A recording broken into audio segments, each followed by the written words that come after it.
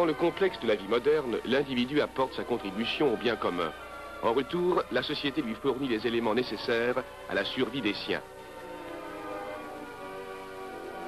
Chaque année, les collèges classiques et les écoles secondaires publiques décernent des milliers de diplômes. Pour chacun des récipiendaires, le choix d'une carrière s'impose. Plusieurs ont déjà fait option. Bon nombre, cependant, n'ont pas eu l'occasion de sortir des sentiers les plus battus et d'étudier les possibilités que leur offrent d'autres professions moins connues. Ils demeurent encore indécis et cherchent leur voie. L'exercice de la médecine vétérinaire peut paraître un choix étonnant en ce XXe siècle d'industrialisation et de mécanisation. Cependant, si l'on considère que pour un total d'au-delà de 100 millions d'animaux de la ferme élevés au Canada, sans tenir compte des autres espèces domestiques et de la faune sauvage, on dénombre à peine 2000 vétérinaires et que la proportion pour la province de Québec est d'environ 1 vétérinaire par 30 000 animaux. Il est évident que le danger d'encombrement n'existe pas. D'ailleurs, plus de la moitié des médecins vétérinaires exercent leur art dans d'autres domaines, tels la zoologie.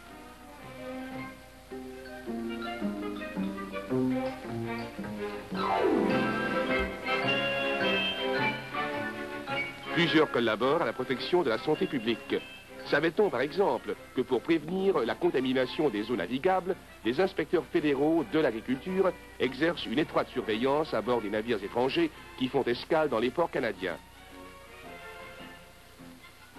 La recherche indispensable au progrès des sciences médicales constitue aussi une préoccupation du vétérinaire. Plus de 80% des aliments consommés par l'homme sont d'origine animale. L'intervention du vétérinaire est donc indispensable pour assurer à tous une nourriture saine et de première qualité. Il doit veiller à l'application des lois et des règlements d'hygiène et de la salubrité dans les abattoirs.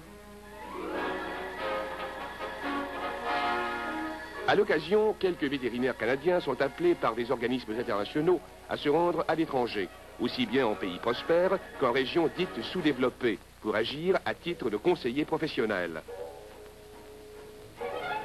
L'exercice de la médecine vétérinaire offre des possibilités tellement diversifiées qu'elle attire bon nombre de jeunes qui en ont entendu parler. À Saint-Hyacinthe, le ministère de l'Agriculture de la province de Québec a construit la seule école de médecine vétérinaire d'expression française de tout le continent américain.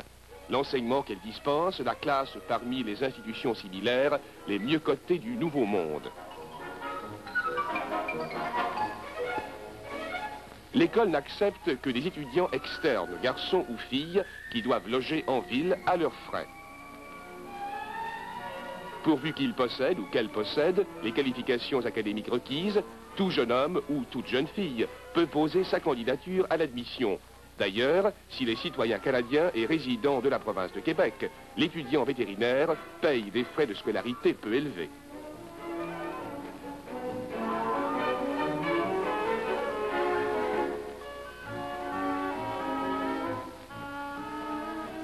Le baccalauréat S-Art ou S-Sciences permet l'admission en première année. Le diplômé d'une école secondaire publique ou de l'équivalent complète sa formation par une année dite pré-vétérinaire.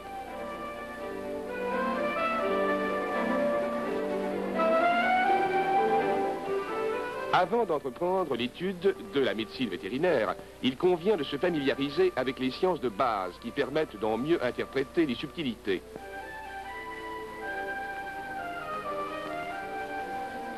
Dès le début des études, une attention toute spéciale est apportée à l'enseignement de la physique, de la chimie, de la biologie. On comprend facilement qu'on ne puisse aborder la médecine vétérinaire de plein pied. Cette science est beaucoup trop complexe et continuellement en évolution.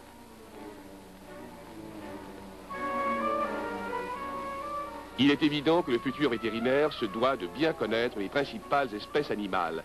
C'est pourquoi il consacre quelque temps à la zoologie et aux autres sciences naturelles.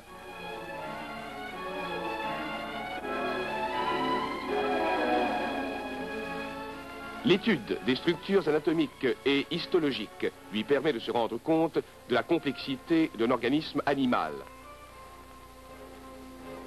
Déjà, il commence à comprendre le rôle normal de chaque système et à présumer des accidents qui résulteront de son mauvais fonctionnement. L'art vétérinaire, ne l'oublions pas, a pour objet les principales espèces animales. C'est en somme de la médecine comparée.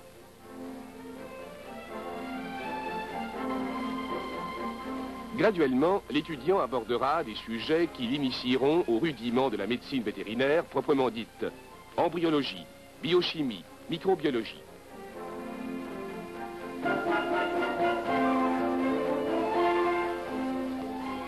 S'il est incontestable que les cours théoriques sont nécessaires pour inculquer les connaissances essentielles, il demeure que les travaux pratiques complètent harmonieusement l'enseignement.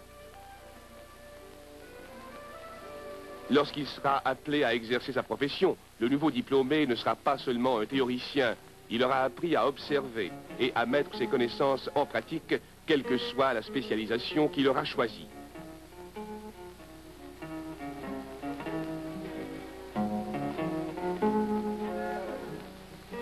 Parce qu'il devra renseigner les éleveurs, l'aspirant ne peut ignorer les problèmes de l'élevage rationnel. On lui soulignera les qualités à rechercher chez les différentes espèces, qualités qui se traduisent le plus souvent par une bonne conformation. On lui enseignera en même temps les moyens d'améliorer les races.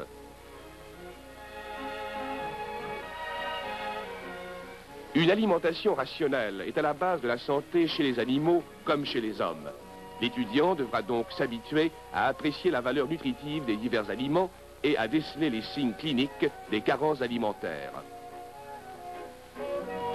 Les règles de l'hygiène et de la salubrité sont exposées aux cours théoriques et des démonstrations appropriées en soulignent l'application.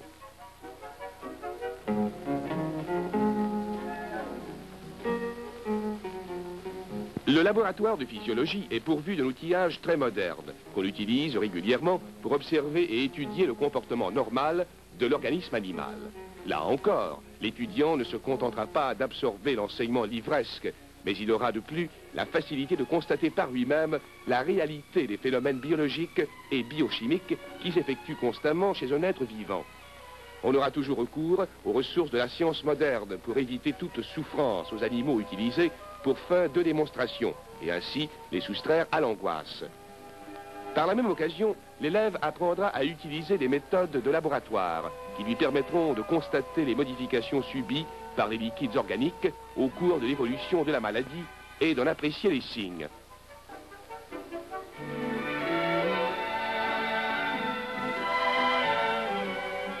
On a même élaboré des techniques pour observer par une fenêtre les phénomènes qui se passent à l'intérieur de l'estomac d'un animal vivant.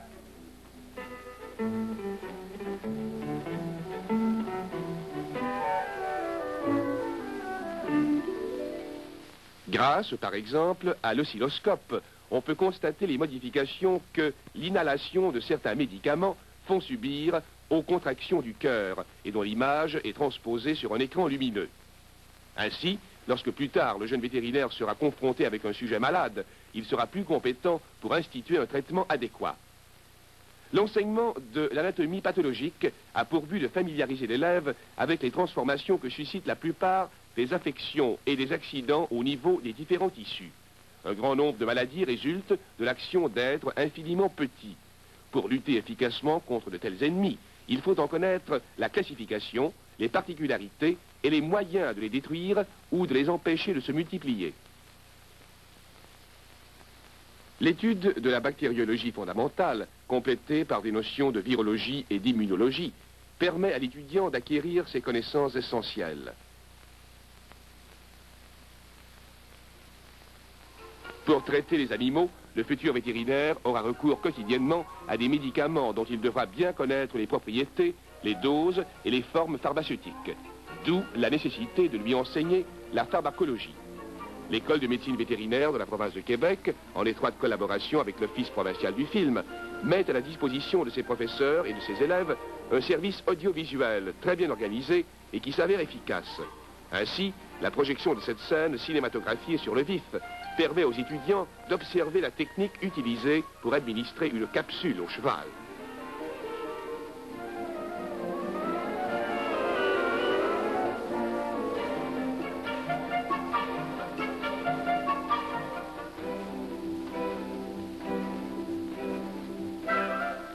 Il n'est plus à prouver que l'illustration constitue un des meilleurs moyens d'enseignement.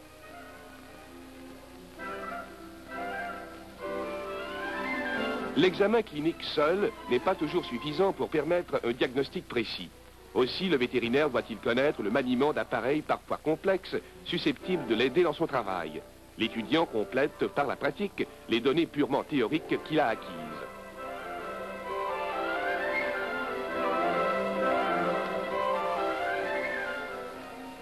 L'aspirant doit consacrer au moins une année au travail de clinique à l'hôpital de l'école.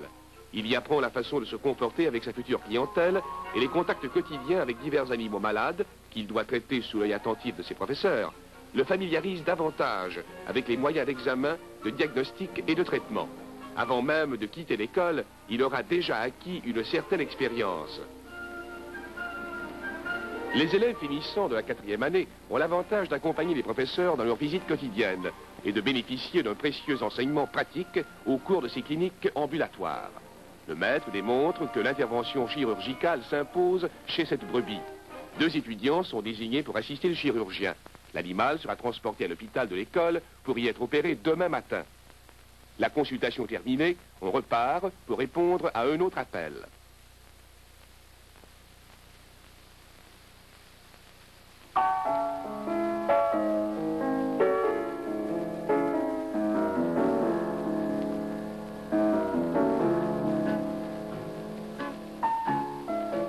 L'association des étudiants en médecine vétérinaire s'intéresse au bien-être de tous ses membres. Elle voit, entre autres choses, à assurer les loisirs susceptibles de délasser les esprits surmenés par les exigences d'études scientifiques sérieuses, quelquefois un peu arides. Différents comités s'efforcent de promouvoir tous les sports. L'annonce de la prochaine danse ne laisse pas Albert indifférent, mais Louis est plus intéressé par les arts figuratifs. Une saine détente ne peut que faciliter le travail intellectuel.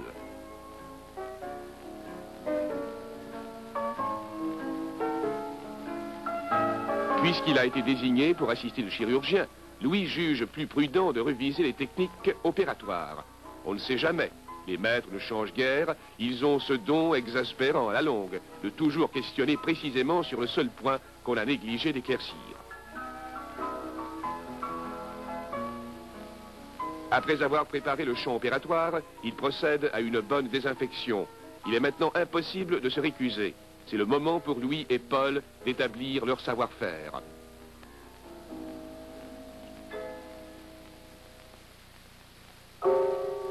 Maintenant que l'animal est anesthésié et qu'il repose confortablement sur la table d'opération, on procède aux derniers préparatifs.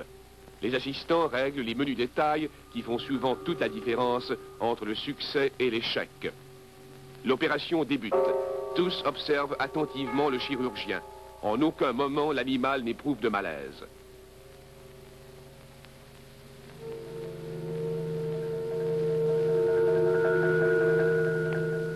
L'intervention se termine.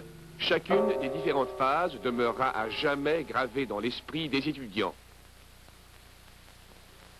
Des résultats aussi tangibles compensent pour les longues heures d'études qu'a dû s'imposer le candidat pour en arriver à sa dernière année universitaire.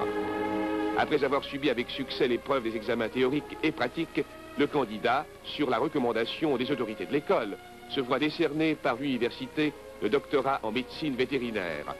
Enfin, se concrétise un de ses plus chers désirs, mettre ses connaissances au service de la société dont il a déjà tellement reçu. Il se consacrera à la protection du cheptel national et il contribuera à la sauvegarde de la santé publique. Pro humanitas per animalia.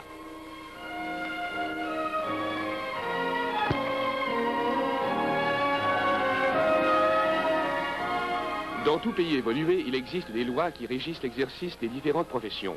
La médecine vétérinaire n'échappe pas à cette législation. Le nouveau diplômé ne sera admis au sein de l'association professionnelle qu'après avoir subi les examens requis par le Collège des médecins vétérinaires et avoir prêté le serment d'office. Il recevra alors la licence de pratique. Le service de l'extension de l'enseignement permet aux vétérinaires de parfaire ses connaissances par l'intermédiaire de communiqués qui le font participer à la vie intellectuelle de l'école. Des causeries données à la radio par ses anciens professeurs et éventuellement des discussions sur les problèmes vétérinaires d'actualité présentés à la télévision le tiennent à la page.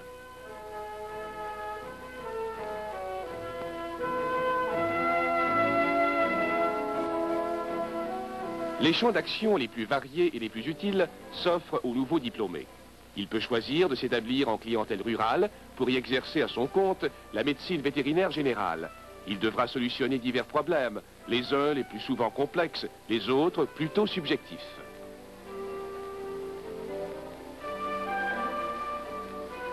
S'il le préfère, il se vouera à la pratique exclusive des petits animaux, dont la population augmente sans cesse en proportion des développements urbains.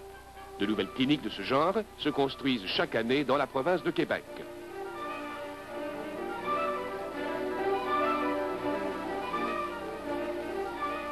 Depuis quelques années, l'aviculture a connu un essor sans précédent au Canada. Mais, parallèlement à l'accroissement du nombre des volailles, l'incidence de la maladie devient de plus en plus alarmante.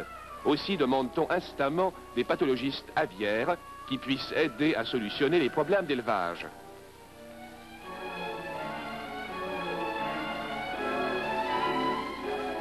Dans un pays qui connaît des hivers aussi rigoureux que les nôtres, les fourrures ne sont plus un objet de luxe, mais une nécessité.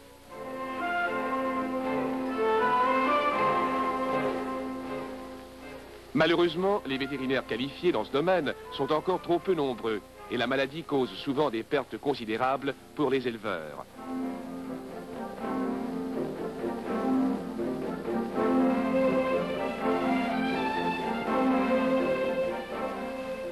Il est vrai que les chevaux de trait ont sensiblement diminué au cours des dernières années. Par contre, le nombre de chevaux de luxe augmentant sans cesse, la pathologie chevaline conserve toute son importance.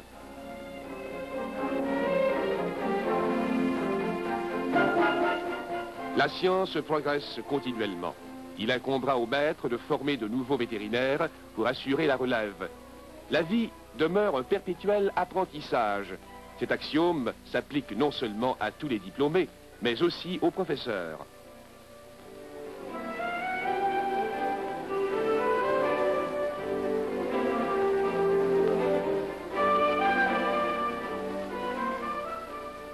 Les grands laboratoires de produits pharmaceutiques sont toujours à la recherche de biochimistes, de physiologistes, de pharmacologistes et d'anatomopathologistes talentueux et compétents.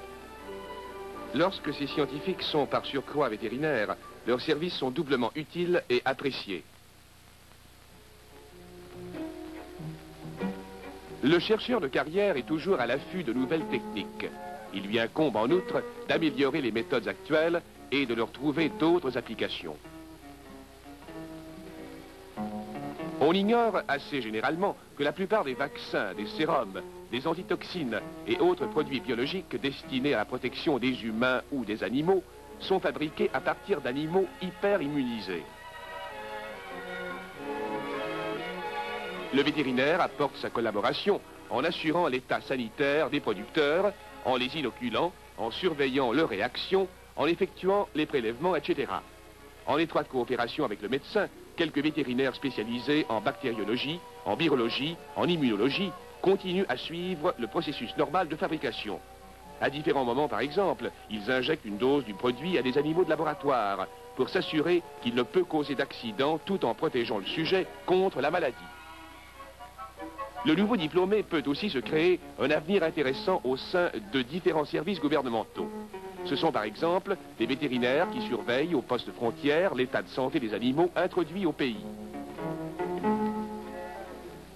Les moyens ultra rapides de transport modernes et les échanges commerciaux continuels effectués en quelques jours ou en quelques heures entre pays souvent situés aux antipodes rendent le contrôle des maladies infectieuses de plus en plus urgent et difficile. Dans de telles circonstances, il est nécessaire de retenir les services d'un nombre toujours plus grand d'inspecteurs vétérinaires qualifiés pour empêcher l'importation d'animaux contaminés.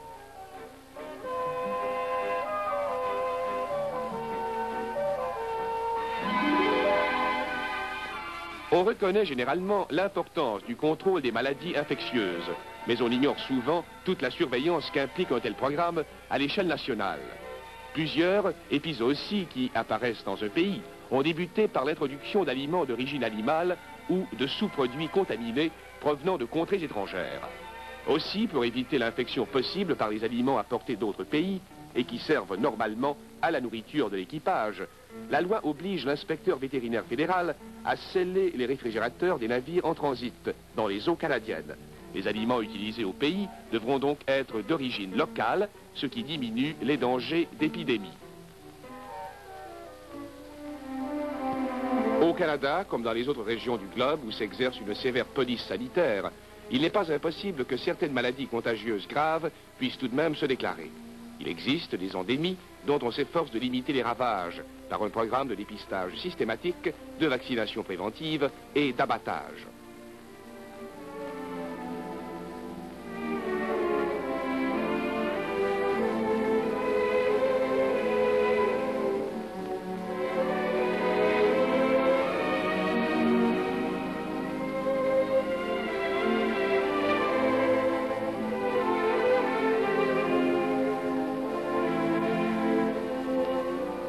Certains procédés peuvent paraître rigoureux aux non-initiés, mais les autorités vétérinaires ne peuvent agir autrement sans risquer de compromettre gravement l'élevage.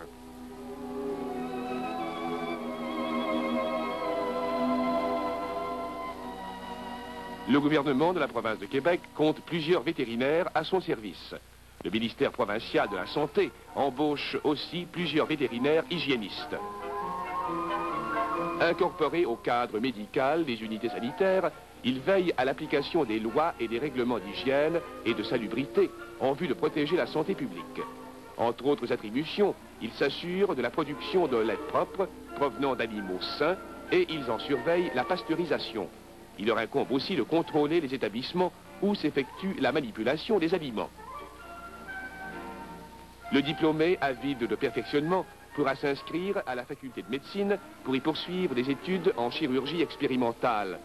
On sait que bon nombre de techniques chirurgicales compliquées ont d'abord été mises au point par des travaux exécutés sur des animaux, grâce souvent à une étroite collaboration entre les chirurgiens et des vétérinaires spécialisés.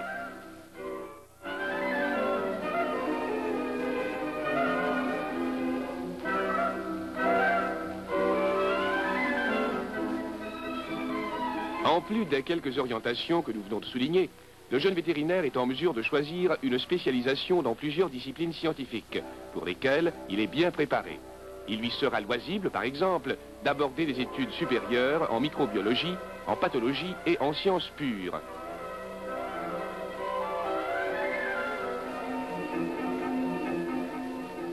La production d'animaux sains et vigoureux présuppose des connaissances techniques poussées et une alimentation adéquate. De plus en plus, de jeunes vétérinaires s'intéressent davantage à la zootechnie et à la nutrition et complètent leurs connaissances dans ces domaines.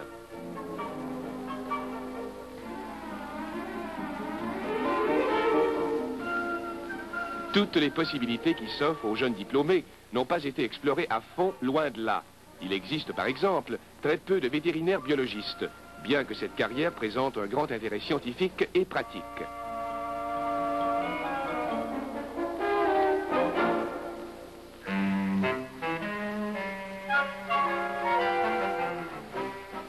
La faune sauvage est exposée à une multitude de dangers et elle constitue un réservoir d'affections contagieuses pour le cheptel et parfois pour l'homme. Le vétérinaire spécialisé dans ce domaine peut rendre de grands services. Différentes maisons d'enseignement et quelques ministères fédéraux ou provinciaux réclament les services de zoologistes et de parasitologistes vétérinaires. La multiplication de jardins zoologiques et leur développement rapide offrent des horizons intéressants pour les nouveaux diplômés appelés à ce genre de travail. L'introduction dans nos foyers canadiens d'animaux exotiques apprivoisés accentue cette demande. En plus de posséder les connaissances de base, le vétérinaire zoologiste doit savoir utiliser des techniques parfois insolites, en raison même des circonstances particulières dans lesquelles il doit exercer. Ainsi, il serait difficile d'approcher d'une panthère noire pour l'anesthésier. Il est préférable d'employer un fusil à air comprimé, chargé d'une cartouche renfermant l'anesthésique.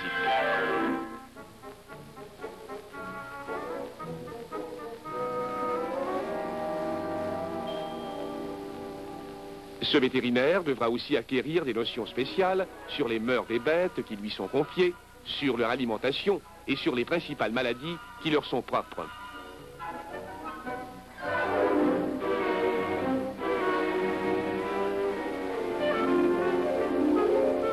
La carrière du médecin vétérinaire exige une solide formation scientifique pour assurer à la société la protection qu'elle est en droit d'en attendre.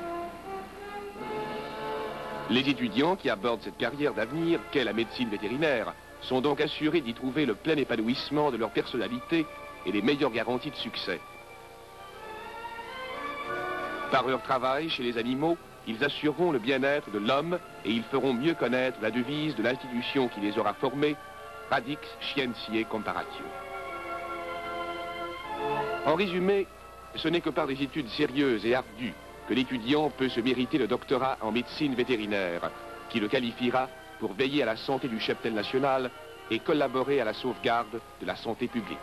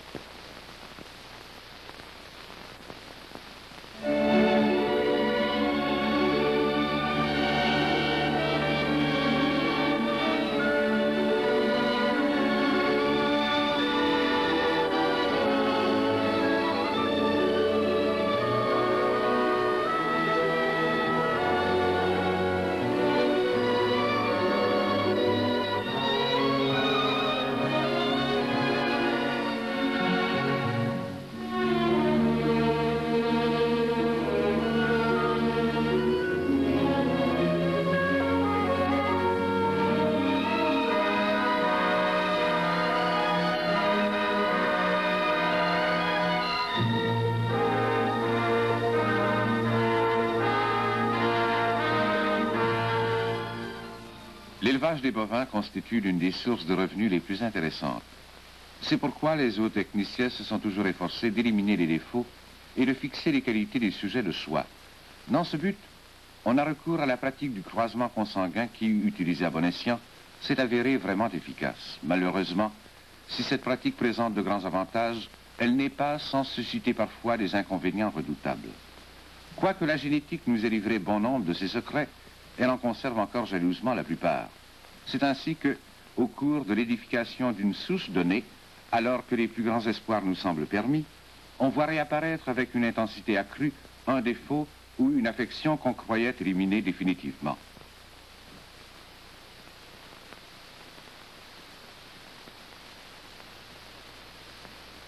En raison de son importance économique et du danger qui se généralise chez nos pur sangs, nous avons étudié cliniquement un de ces curieux phénomènes que nous nous proposons d'illustrer afin d'en permettre le dépistage et, si possible, l'éradication de nos troupeaux.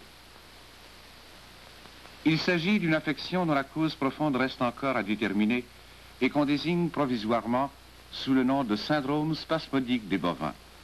Son évolution est chronique, lente et progressive. Elle se manifeste plus fréquemment chez des sujets de 5 ans ou plus, bien qu'on l'observe éventuellement chez des animaux de 2 ans et demi ou de 3 ans. Il semble que certaines races et surtout certaines lignées y soient prédisposées.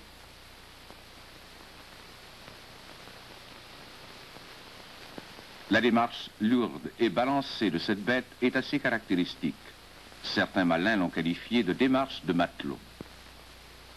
On constate que le syndrome spasmodique sévit surtout dans les troupeaux où la sélection est intensive, où la pratique de la consanguinité est plus poussée et où la productivité est élevée.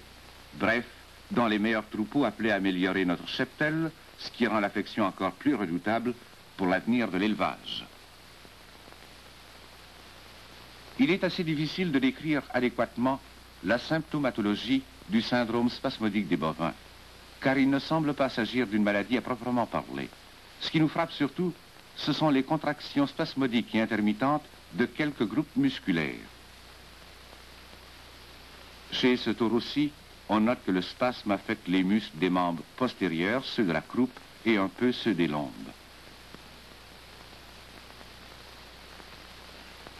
Chez cette vache, l'affection intéresse une plus grande étendue de la musculature. Lorsqu'on provoque le syndrome par une excitation directe, on constate que la majorité des muscles se contractent spasmodiquement donnant l'impression que l'animal pousse dans le carcan. Règle générale, le début de la maladie passe inaperçu. Tout au plus remarque-t-on que lorsque la bête se lève, elle étire un membre postérieur de manière saccadée durant quelques secondes, puis tout semble rentrer dans l'ordre. Progressivement, l'intensité, la fréquence et l'étendue des spasmes augmentent. Le phénomène ne s'observe jamais, cependant, quand l'animal est couché. L'évolution complète de l'affection se répartit généralement sur plusieurs années, bien qu'elle puisse occasionnellement être très rapide. L'animal en arrive à manifester le syndrome à tout propos, comme nous pouvons l'observer chez cette vache. La bête s'amaigrit, sa production diminue, elle préfère demeurer couchée et graduellement, la paraplégie s'établit. Le syndrome spasmodique des bovins évolue normalement suivant 3 phases assez distinctes. Une phase initiale qui passe souvent inaperçue pour l'observateur peu averti, une deuxième phase qu'on peut qualifier d'envahissement progressif et une phase paraplégique ou finale. L'animal qu'on voit présentement est âgé de 5 ans. Il y a à peine 2 mois qu'on note les tout premiers signes de l'affection. L'œil exercé peut remarquer que lorsqu'on lui fait exécuter des mouvements inhabituels, tels que le recul, le jarret droit est sujet à des petits spasmes intermittents. De nombreux sujets de la même lignée ont souffert du syndrome spasmodique. Il est probable que d'ici quelques mois ou quelques années, la bête deviendra aussi affectée que la prochaine que nous allons voir.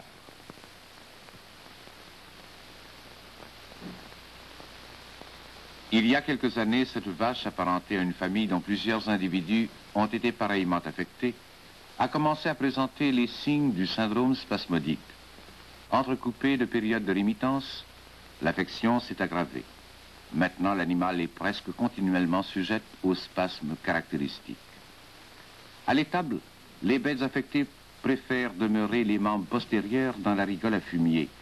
Il semble que l'abaissement du train de derrière détermine un certain relâchement musculaire de la région dorsale qui soulage l'animal. Les observations que nous avons faites nous ont permis de constater que toutes les causes qui provoquent un tiraillement de la colonne vertébrale déterminent ou aggravent les manifestations du syndrome spasmodique chez les animaux qui en sont affectés.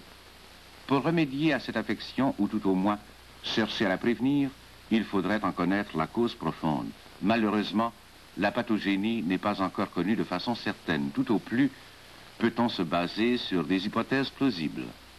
On remarque cependant que certains mouvements qui exigent de la coordination, tel le recul, contribuent à augmenter les déplacements vertébraux et à provoquer les manifestations du syndrome. Le port élevé de la queue est aussi à retenir quand on l'observe assez constamment.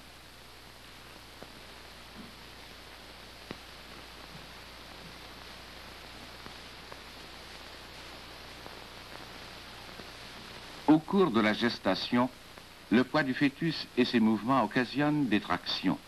Même chez un animal apparemment rétabli, on peut observer des phases de recrudescence. Le balancement d'un pied volumineux et penduleux peut agir de la même manière et aggraver le syndrome. Des sabots mal parés suscitent ou aggravent les manifestations du syndrome. Lorsqu'on y remédie, l'état de l'animal pourra être amélioré temporairement. Du point de vue diagnostique, nous nous devons de signaler que chez à peu près toutes les bêtes affectées que nous avons examinées par voie rectale, nous avons palpé une lésion plus ou moins marquée de la colonne vertébrale. Une légère pression du doigt sur ce point, généralement unilatéral, et le plus souvent situé à l'articulation lombo-sacrée, provoquait immédiatement les manifestations du syndrome spasmodique. Pour bien comprendre notre façon de procéder, il n'est peut-être pas superflu de rappeler certaines données anatomiques.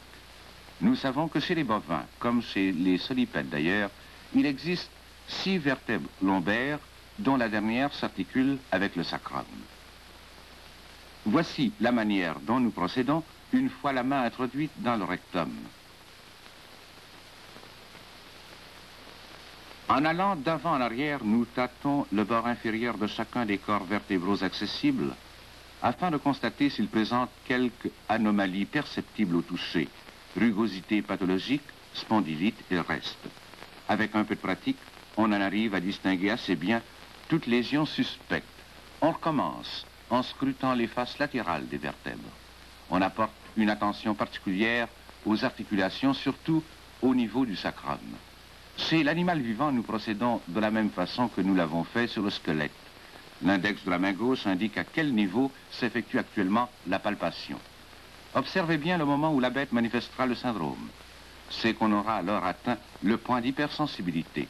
La lésion est située chez cet animal sur le bord gauche de l'articulation lombo-sacrée. Les racines nerveuses du nerf grand sciatique se dirigent vers l'arrière, l'extérieur et le bas. Elles se situent plus haut et plus à l'externe que le point d'hypersensibilité. Il est donc impossible que la réaction soit attribuable à la manipulation de ce nerf. Voici une section de colonne vertébrale chez un animal ayant manifesté le syndrome. Elle implique l'origine des dernières côtes et des apophyses transverses des premières vertèbres lombaires. À noter les lésions d'une spondylite intense. L'autopsie révèle souvent de telles lésions chroniques, spondylite, arthrite vertébrale, ankylose et le reste. Toute cette région est constituée par du tissu osseux de néoformation qui a réalisé la soudure des vertèbres. Dans le cas présent, les trous vertébraux sont entourés de tissu osseux rugueux. Par suite des mouvements du rachis, les fibres nerveuses peuvent être irritées, d'où un réflexe spasmodique. Examinons la même pièce sur une section du canal rachidien. Nous y voyons clairement les trous de conjugaison et tout le tissu osseux de néoformation. Chez cet animal, dont voici une section des apophyses épineuses, des premières vertèbres lombaires et des dernières côtes, on conçoit que l'origine des nerfs de cette région se soit trouvée entourée de tissus osseux irritants. L'irritation agissant comme stimulus, il pouvait en résulter un réflexe qui se traduisait par la contraction spasmodique des groupes musculaires sous la dépendance immédiate des nerfs impliqués. Outre la transmissibilité probable d'une certaine prédisposition au descendant, le syndrome spasmodique présente plusieurs inconvénients graves. À mesure que l'affection progresse, l'animal se déplace plus difficilement, il s'amaigrit et les crises apparaissent plus fréquentes et plus intenses. Le taureau devient inapte au service. La production de la vache baisse graduellement et, à la dernière période, la paraplégie s'établit.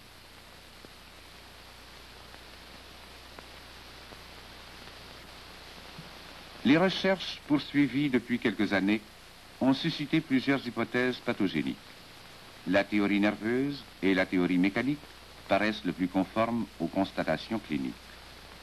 Suivant les opinions de chacun, plusieurs médications ont été tentées. C'est ainsi que récemment on a expérimenté l'association de l'ACTH et de la vitamine B12 administrée à forte dose et durant une période de temps relativement prolongée. Les résultats ont été plutôt décevants, contrairement à ceux qu'on obtient au cours de certaines affections neuropathologiques chez le chien.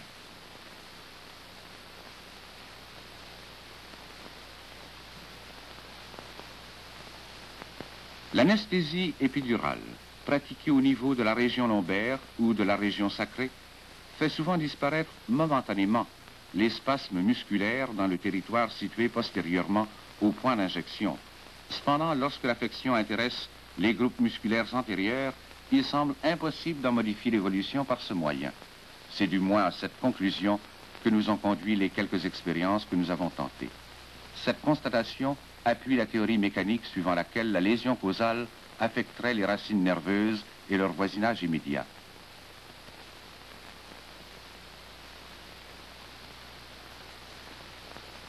Les sédatifs généraux ou électifs de la moelle, les hypnotiques et les vitamines n'ont procuré qu'un soulagement temporaire.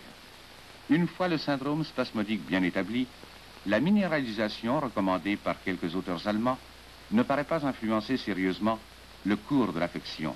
Il n'est pas impossible toutefois que l'apport de vitamines et de minéraux puisse jouer un rôle préventif chez les jeunes sujets. L'expérience prouve que la pratique d'une étroite consanguinité décuple au moins l'incidence du syndrome spasmodique. Il faudra se montrer prudent en milieu prédisposé. D'autre part, on remarque que les bovins sujets à l'affection présentent généralement un jarret droit, avec calcanéum proéminent. En se basant sur cette particularité, certains auteurs prétendent même pouvoir augurer, avec une marge infime d'erreur, de l'avenir du jeune animal. L'ouverture de l'angle du jarret est assez apparente chez ce taureau. Dans un troupeau où quelques sujets ont déjà manifesté le syndrome spasmodique, il serait indiqué d'éliminer ce veau en raison de la conformation de son jarret. Par contre, cette bête pourrait être conservée, car il est peu probable qu'elle présente jamais les signes de l'affection. Son jarret est normal. En somme, le syndrome spasmodique des bovins est en voie de devenir un problème sérieux d'élevage, plus particulièrement dans nos troupeaux de soie. L'attention de tous les intéressés doit être éveillée avant qu'il ne soit trop tard, afin de prendre les mesures qui s'imposent.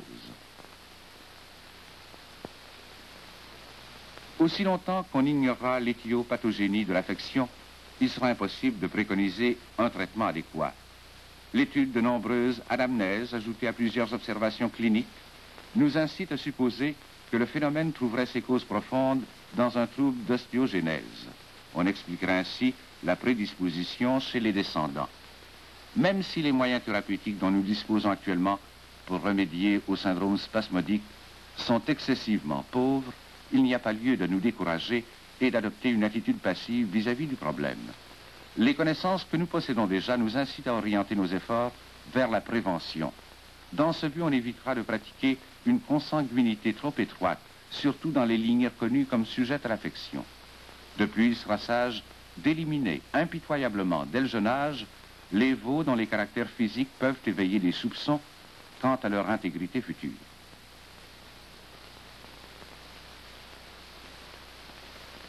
Ceux qui ont pour mission la sauvegarde du cheptel national et la prévention des maladies continuent à chercher une solution.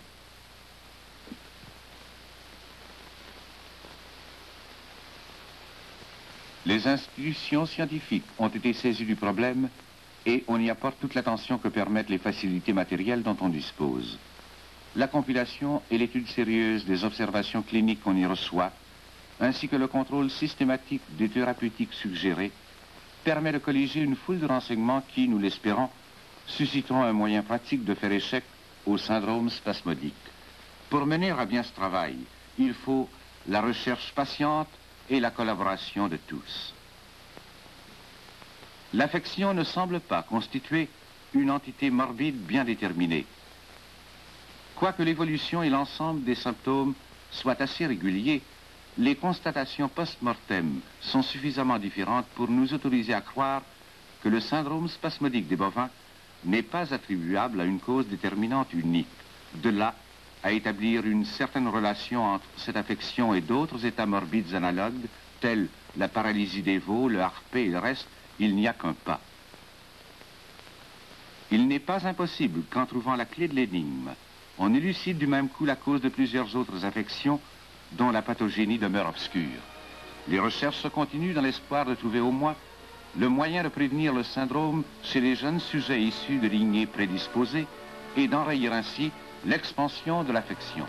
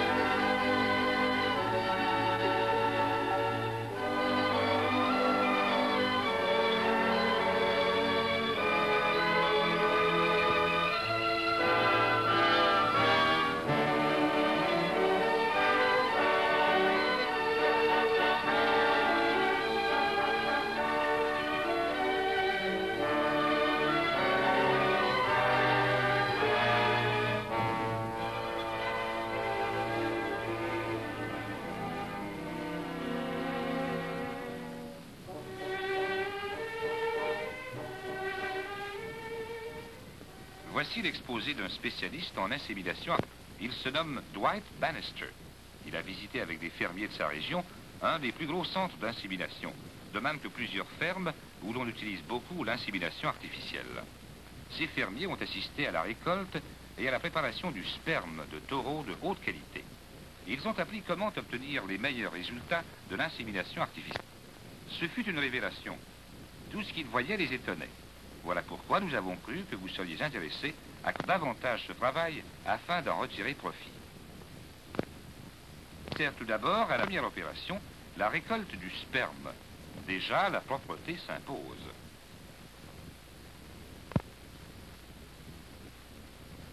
vache pour stimuler le reproducteur.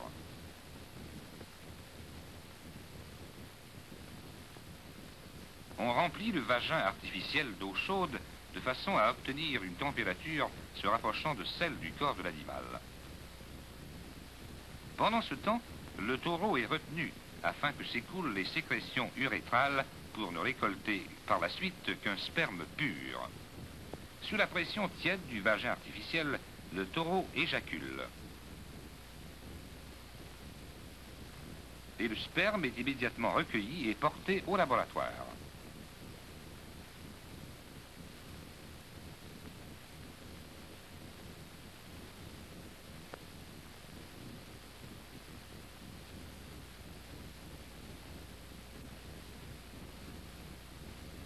Le liquide fécondant est récolté dans un tube collecteur adapté à l'extrémité du vagin artificiel.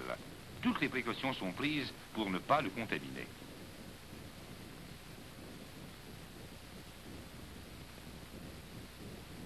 L'examen sur lamelle d'une goutte de sperme permet de constater la densité et l'activité des spermatozoïdes et conséquemment la qualité du sperme.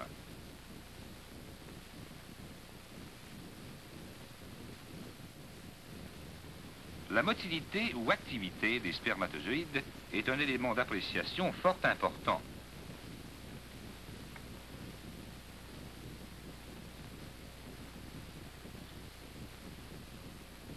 Sous un objectif plus puissant, on étudie les cellules individuelles. Parfois, le sperme est inutilisable. Il contient peu de spermatozoïdes et une grande quantité de sécrétions accessoires. Voilà pourquoi l'analyse s'impose. Il y avait probablement 7 milliards de spermatozoïdes dans l'échantillon recueilli.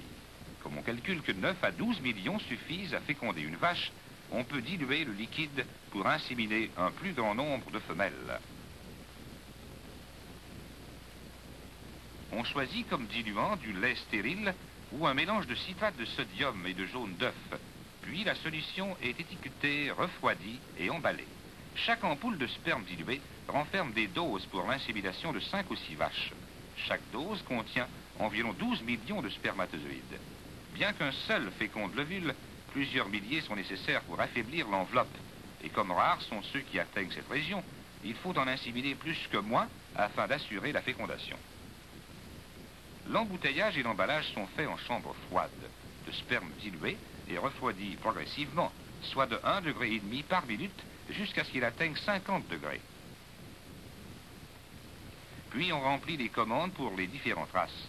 Les éprouvettes sont enveloppées avec des contenants de glace pour l'expédition aux inséminateurs.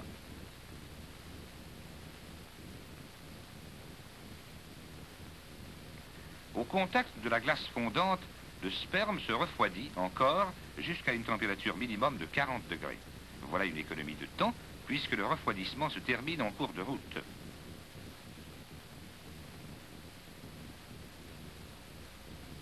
La technique d'insémination la plus moderne utilise le sperme congelé.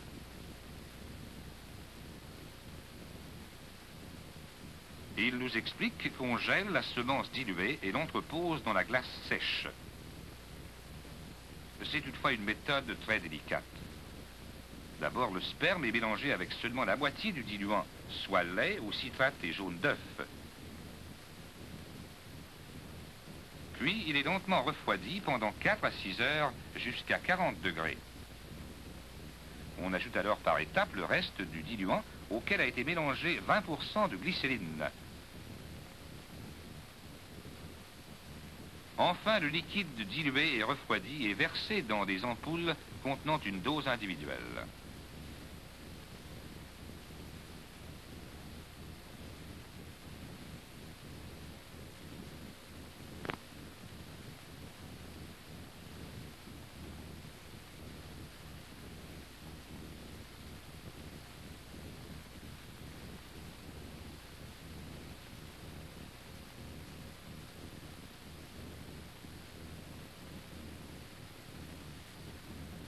Sur une flamme d'oxygène, on scelle le sperme dans l'ampoule de verre.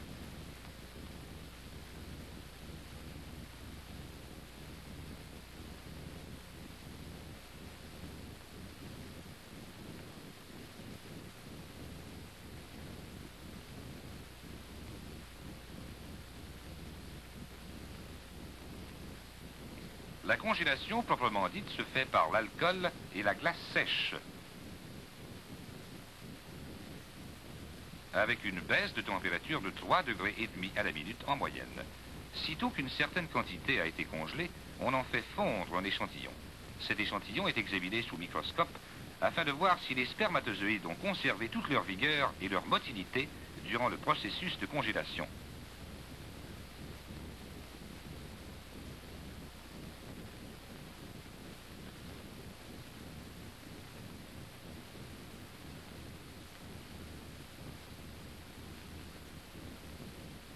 Si l'échantillon est satisfaisant, le sperme peut être entreposé à une température de 110 degrés sous zéro.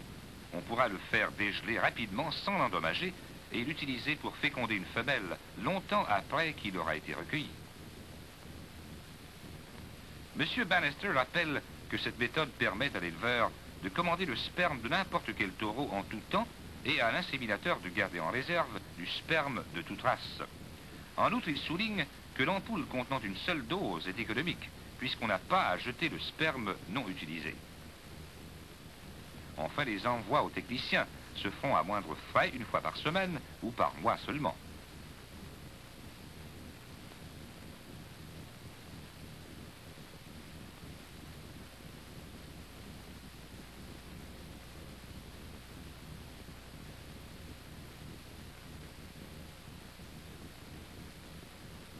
Il conclut que le sperme congelé aide au programme d'insémination et lui donne plus de souplesse. Après avoir étudié la préparation du sperme, ils ont pu examiner le bétail de la ferme. Ceux qui dirigent les stations d'insémination n'achètent que des taureaux de première qualité. Chaque animal est gardé sous observation jusqu'à ce qu'il ait subi de nombreux examens. Les acheteurs examinent sa conformation ainsi que les records de production de ses filles. Si le taureau est jugé apte, on lui fait alors subir un examen médical complet.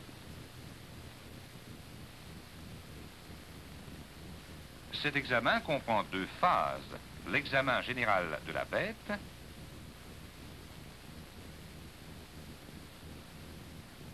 et une analyse du sperme en laboratoire.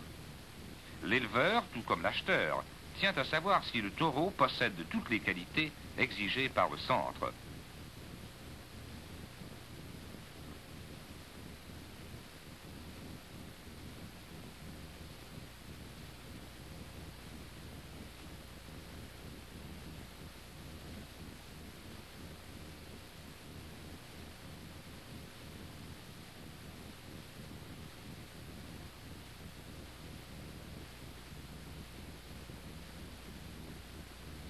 Le vétérinaire injecte une légère dose de tuberculine pour l'épreuve de réaction à la tuberculose. Puis il prélève quelques gouttes de sang pour l'épreuve de la brucellose.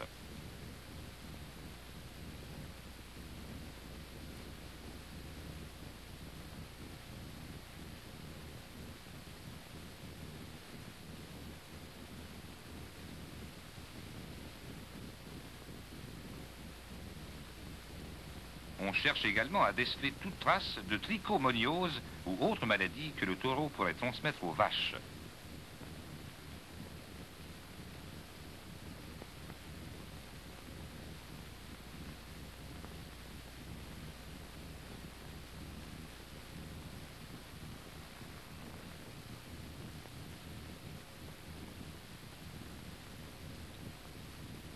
En dernier lieu, par voie rectale, on procède à l'examen de l'appareil génital pour identifier toutes les anomalies qui pourraient en perturber le fonctionnement.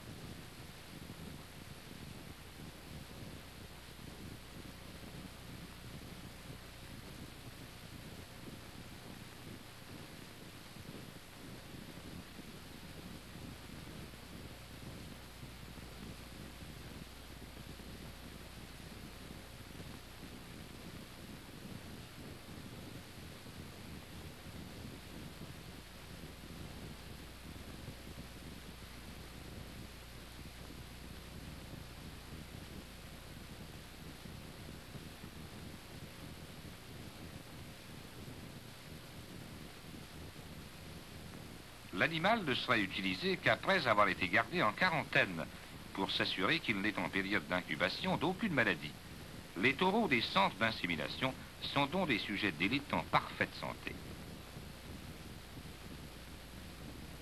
Notre spécialiste insiste sur le fait que les précautions rigoureuses prises lors de la sélection, le soin minutieux des taureaux, la manipulation délicate du sperme appellent une collaboration de l'éleveur. Il rappelle que les éleveurs doivent suivre de très près le comportement de leurs vaches afin d'établir le moment précis où elles sont fécondables. À certains signes particuliers, on reconnaît que l'ovule arrive à maturité. Ceux qui emploient avec succès l'insémination savent les identifier. À son avis, le sens d'observation est important pour inséminer l'animal au bon moment.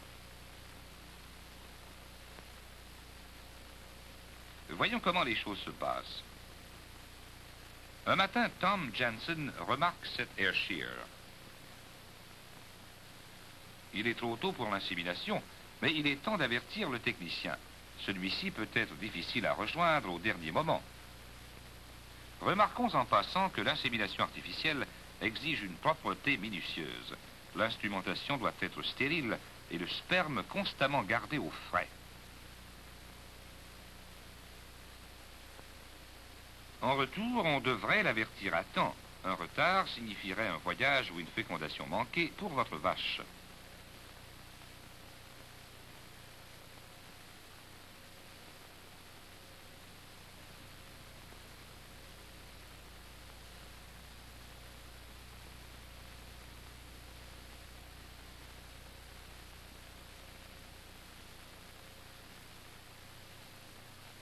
Tom appelle l'inséminateur et, après s'être identifié, il lui fait part de l'état de sa bête, en spécifiant qu'il s'agit d'une vache Ayrshire pur sang.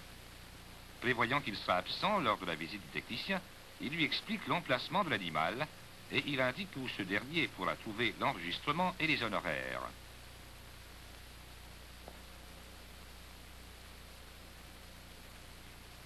L'inséminateur lui assure qu'il passera durant l'après-midi.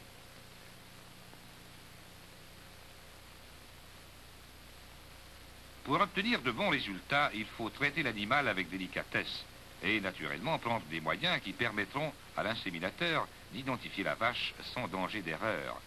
C'est élémentaire mais primordial.